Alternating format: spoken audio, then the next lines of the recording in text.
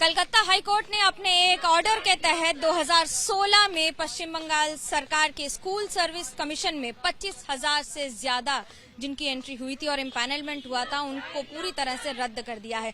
इसका मतलब ये है और उसके साथ ऑर्डर पे ये कह दिया गया है कि जिन लोगों को अभी तक 2019 के अपॉइंटमेंट से लेकर अब तक विभिन्न स्तर पर सैलरी मिली है, जिसमें group C, group D, 9th, 10th और 11th, 12th के टीचर्स हैं, उन सबको अपनी सैलरीज वापस करनी पड़ेगी 4 हफ्तों यानी कि 1 महीने के अंदर। लेकिन अभी ऐसे कई छात्र हैं जिन्होंने वो परीक्षा तो पास की थी लेकिन नौकरी नहीं मिली। वो आज भी इंतजार कर रहे हैं कि आखिरकार इस ऑर्डर का क्या असर होगा, क्योंकि आपने तो परीक्षा पास की थी, इम्पैनलमेंट हुआ था, अब क्या स्थिति है, कैसे देखते हैं इसे? अभी मेरा लग रहा है मेरा सिचुएशन क्रिटिकल लग रहा है, क्योंकि मैं तो इन सर्विस में हूँ। मैं लीगली अपॉइंटमेंट हुआ था, लेकिन जो राय हुआ आज, वो सभी लोगों के लिए थोड़ा सिचुएशन अलग हो गया। लग रहा है मेरा गला काट दिया। लेकिन ये जो जिम्मेदारी है सरकार को लेना होगा। ये सरकार का गलती है, ये पूरा सिस्टम का गलती है। इसके विरुद्ध हम वॉइस रेज कर रहे हैं। ये जो एसएससी है, ये जो सरकार है, हम लोग का जो अपॉइंट का जो सिस्टम हुआ था पूरी तरह गलत तरीके से किए हैं। इसलिए कोर्ट आज को ऐसे राय देना पड़ा है। अदालत के ऑर्डर के बाद आपकी जिंदगी में क्या अब कुछ बेहतर होगा? लगता है कि अब न्याय हो गया है कि अभी भी इंतजार है? क्या नाम है आपका और क्या परीक्षा पास की थी? मेरा नाम राजीव मजदा। 2016 में एग्जाम दिए थे, उसके बाद इंटरव्यू में पास किए थे। अपॉइंटमेंट 2019 में लिए थे, ज्वाइनिंग किए थे 2019 में। अभी तो इन सर्विस में आज राय देने के बाद मेरा भी घबराहट हो गया, क्या करूं अभी ऐसा राय होने के बाद। लेकिन एक बात बोलना चाहता हूं, जो ऑनलाइन तरीका से रिक्रूटमेंट हुआ है जिन लोगों का, और जो नए तरीका से रिक्रूटमेंट हुआ है, दोनों अलग सिस्टम करना होगा। लेकिन हम लोग जो लीगली इनको अपॉइंटमेंटेड हुआ और जिन लोग इलीगल अपॉइंटमेंटेड हुआ, सब लोग एक हो गया। आज क्या हुआ, आज पूरा पैनल कैंसिल हो गया। ये मेरे लिए अच्छा बात नहीं है। सैलरी भी वापस देने को कहा है, इसको कैसे देखते हैं, इसका क्या इम्पैक्ट होगा?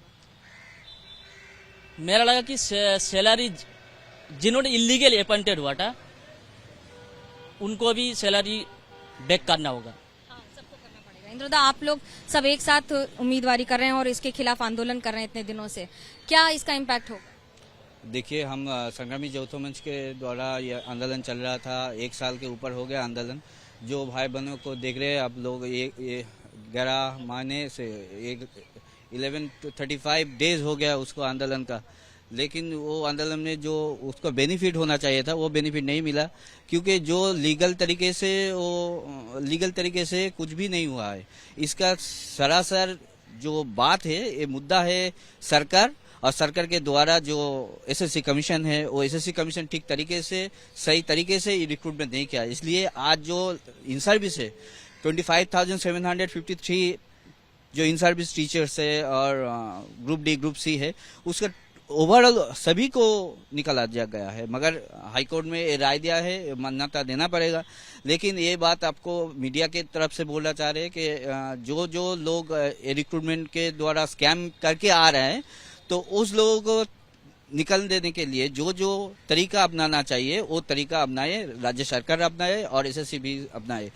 ये हो नहीं सकता कि ओएमआर सीट दे नहीं पा रहा है। एक स्वयं शासित प्रतिष्ठान जो नियोग करना चाहिए, जो नियोग करते हैं, शिक्षक शिक्षिका नियोग करते हैं, वो प्रतिष्ठान क्या है, ओएमआर सीट सबमिट नहीं कर पा रहा है ऑनरेबल हाईकोर्ट के द्वारा। बड़ी बात है। ओएमआर शीट का मतलब होता है ऑप्टिकल मार्क रिकॉग्निशन, यानी कि जो आपको शीट मिलती है उसके आधार पर आपको पता रहता है आपको नंबर कितने मिले हैं। 2016 में हुआ इसका इम्पैनलमेंट, इसका सिलेक्शन, जिसमें 25,000 से ज्यादा स्टूडेंट्स को टीचर्स बनने की प्रक्रिया में कामयाबी मिली। ऐसे कई लोग हैं जिन्हें इस तरह से नौकरी मिली क्योंकि उन्होंने घूस दी थी। लेकिन उसमें कई ऐसे छात्र पिस गए हैं जो पास तो हुए थे लेकिन नौकरी नहीं मिली। पास भी किया था आपने 2016 में, लेकिन आज तक नौकरी नहीं लगी। क्या इस ऑर्डर से असर पड़ेगा?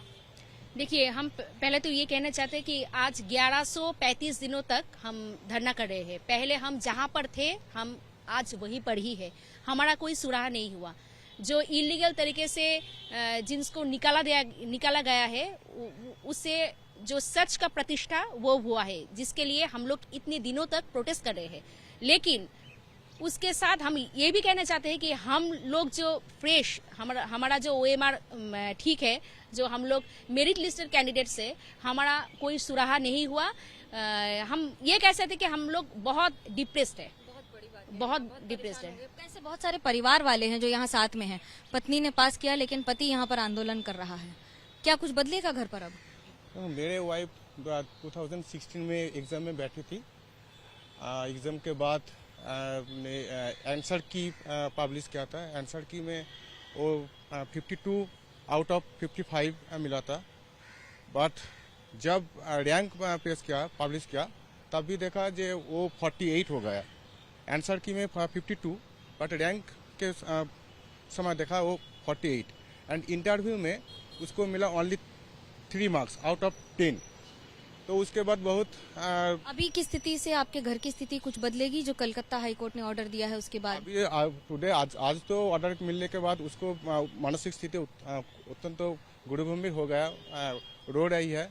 मुझे पता नहीं है वो क्या होगा। क्या नाम है आपका और उनका? मेरा नाम तो दीपंकर मंडल, मेरा वाइफ का नाम है उमा घोष। देखिए, ऐसे कई सारे लोग हैं, आपने भी आंदोलन किया है। आज 1135 दिन से ये आंदोलन चल रहा है। आप सोच लीजिए कि कितने वर्षों से ये लोग यहाँ बैठे हुए हैं। 3 साल से ज्यादा हो चुका है समय आंदोलन करने का। लेकिन आज के ऑर्डर के बाद आपको लगता है इसके पीछे क्या राजनीति है या सिर्फ कोर्ट का ऑर्डर है? जिम्मेदार कौन है इस भविष्य का? देखिए, हमारा भविष्य खराब किया इस राज्य सरकार ने। हमारा जो ड्रीम था वो कुचल दिया इस राज्य सरकार ने। हमारा नौकरी वो लाखों रुपये में बेच दिया।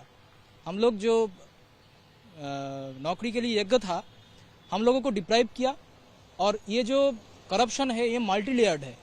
ये सिर्फ सादा खाता नहीं है, ये पीछे वाले लोग, रैंक में जो पीछे वाले लोग, वो नौकरी उसको मिल गया। जो लोग सादा पर्ची एग्जाम हॉल में छोड़कर आए थे उसको नौकरी मिला। जो लोग एग्जाम में नहीं बैठा था उन लोगों को भी नौकरी मिला। इसीलिए हम डिप्राइव्ड हो गए, हम लोग वंचित रह गए नौकरी पाने से।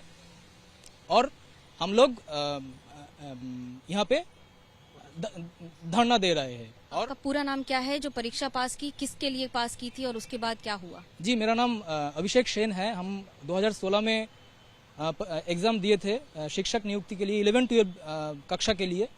और 2016 से आज 2024 8 साल मेरा जीवन से निकल दिया। इस सरकार ने हम लोगों को एकदम शेष कर दिया।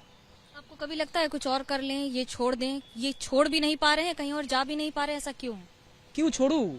हमारा ये अधिकार है, हम लोग पास किए, हमारा ये न्याय अधिकार है, हम लोग इसको क्यों छोड़ू? जेन्युइन कैंडिडेट हम, तो हम इस लड़ाई क्यों छोड़ू? जब तक नौकरी नहीं मिलता है तब तक ये लड़ाई चलेगा। आप कितने दिन से ये जो लड़ाई जारी है, आज इस पर कोई असर पड़ेगा? आगे बढ़ेगी कि पीछे चलेगी? नहीं, हमारी जो लड़ाई है आगे बढ़ेगा और भी ज़्यादा मूवमेंट अलग अलग होंगे, क्योंकि इतने दिनों से जिस दुर्नीति के खिलाफ हम लड़ाई कर रहे हैं उस दुर्नीति को तो सामने लाए हम, पर हमें कुछ नहीं मिला। हम वही के वही रह गए, वंचित हुए, गवर्नमेंट्स की तरफ से भी हुए। और कोर्ट, हम सोचा था कि कोर्ट से हमें कुछ अच्छी सी राय मिलेंगे। मेरा नाम स्वरूप विश्वास। स्कूल सर्विस कमीशन अब केंद्र में यानी सुप्रीम कोर्ट तक जा रहा है, इसका क्या असर होगा? ये लड़ाई और लंबी चलेगी कि खत्म हो रही? नहीं, अभी ये लड़ाई तो और लंबी चलेगी, क्योंकि उनको अभी एक मौका मिल गया, फिर से एक मौका मिल गया। जो जेन्युइन कैंडिडेट्स है उनको बिठा के रखो, उनकी भविष्य के बारे में मत सोचो, क्योंकि इस राज्य सरकार तो नहीं सोच रहा है ना। सिर्फ हमारे नहीं, हमारी बाद की जो नई जनरेशन आ रहा है उसके लिए भी ये गवर्नमेंट नहीं सोच रहा है। उसका मंत्री ममता बनर्जी का कहना है कि इसके पीछे, आपके आंदोलन के पीछे बीजेपी का हाथ है और वो बार बार आपको उकसाती है इस आंदोलन के लिए। नहीं, ये एकदम झूठ बात है। ये IB की तरफ से है, इंटेलिजेंस ब्यूरो की तरफ से हमारे ऊपर हर दिन हर वक्त नजर रखते हैं। तो ये लोग जानते हैं हम किस राजनीति, अगर राजनीतिक बायस्ड है। हम लोग करीब 1200 दिन से यहाँ पे बैठा हुआ है, किसी भी राजनीतिक दलों से हमारा कोई संबंध नहीं है। हम लोग अलग होकर संपूर्ण अराजनैतिक अपोलिटिकल व्यू से हम ये लड़ाई लड़ रहे हैं। ये राज्य सरकार सिर्फ जो लोग इलीगल तरीके से नौकरी जिसको मिला है उसके लिए वो लोग रो रहे हैं। इस राज्य सरकार ने जो लोग पैसा देकर नौकरी मिला है उसके लिए रो रहे हैं, लेकिन जो लोग डिप्राइव्ड हुए उसके लिए वो लोग चुप है। ऐसा भी कहा जा रहा है कि जिन लोगों को नौकरी लगी है या जिन लोगों ने अभी तक काम किया है उनको नहीं मिल रहा है, लेकिन सरकार कह रही है कि हम आपके साथ हैं। इस बात पर विश्वास है? नहीं, हम लोगों को विश्वास उठ गया है, मगर हम लोग चाहते हैं इस जो सरकार है हम लोगों के लिए नौकरी के लिए स्टेप ले और जल्दी माने जल्दी से नौकरी के लिए हम लोग स्कूल जा सके, इसीलिए स्टेप ले। इस समय चुनाव चल रहे हैं, ये कहा जा रहा है कि चुनाव के समय इस तरह का ऑर्डर आना पूरी तरह से चुनाव की रणनीति है। बतौर एक ऐसे छात्र जिसने एग्जाम पास किया, आप इसको कैसे देखते हैं? नहीं, इसमें तो हम लोग तो पॉलिटिकल नहीं है, ये हम लोग टोटली माने अराजनैतिक, माने हम लोग को कोई पॉलिटिकल सपोर्ट हम लोग को जरूरत नहीं होता। हम लोग बिना पॉलिटिकल यहाँ आके कोई साउथ 24 परगना से आता है, कोई मेदिनीपुर से आता है, कोई बांकुड़ा से आता है, कोई पुरुलिया से आता है। हम लोग कोई पॉलिटिकल अम्ब्रेला का नीचे नहीं है, हम लोग टोटली अनपॉलिटिकल है। इसका चुनाव पर क्या असर पड़ेगा आपका, आपके परिवारों पर? हम लोग का परिवार तो हम लोग हताश हो गए, काहे कि आज 2016 में मेरा wife Moumita Kundu political science में पास किया था। आज 2016 से 24 हो गया, 8 साल हम लोग का जिंदगी से पूरा माइनस हो गया। तो इसका हिसाब कौन देगा? सरकार को देना चाहिए ना। सरकार मेन है। जो एसएससी किसका अंदर में है? सरकार का अंदर में है। तो खुद चीफ मिनिस्टर खुद बोल रहा है ये एसएससी एंड एजुकेशन डिपार्टमेंट दोनों का घुघू का भाषा है, तो उनको तो सही करना चाहिए था। जो घुघू का भाषा को सही करके नौकरी अच्छा से देना चाहिए था। आज हम लोग उन लोग का गलत तरीका से जो नौकरी मिला है, पैसा देकर जो नौकरी मिला है, उसका परेशानी आज हम लोग उछल रहे हैं। ये बात सही है कि जो छात्र यहाँ पर हैं जिन्होंने एक परीक्षा पास की और उसके बाद लगातार आंदोलन कर रहे हैं 1135 दिन से, उन्हें अभी भी इंतजार था कि कम से कम कुछ ऐसा होगा जो उनकी जिंदगी बेहतर कर देगा। लेकिन कोर्ट का आदेश है, आ तो गया है, जिंदगी कितनी बदलेगा ये तो समय ही बताएगा। कैमरा पर्सन सूरज पांडे के साथ मनोज्ञा लोईवाल, कोलकाता, एबीपी न्यूज।